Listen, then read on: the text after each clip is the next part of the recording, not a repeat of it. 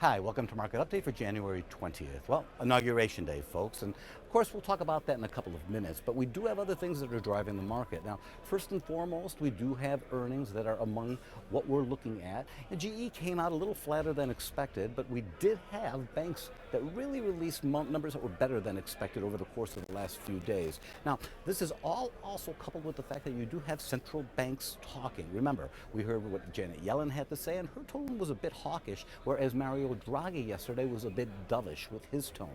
All of that, of course, is going to really see and manifest itself in the Forex market over the course of the next couple of weeks. Now, the other thing that we had to pay attention to today was the fact that today, January 20th, was a day where we saw a lot of these long-term options, these leaps as we call them, expire.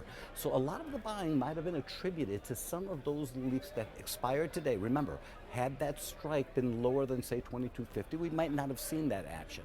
So that resulted in some kind of options-related phenomenon, which might be a short-term effect. Now, wrapped around all of this, of course, as I mentioned, is the inauguration. We want to pay very close attention to the nomination process that is taking place right now, especially with the Secretary of the Treasury.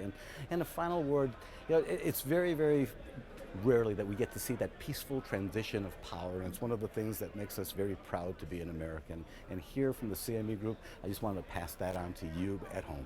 This is Jack Barugian from the CME Group in Chicago.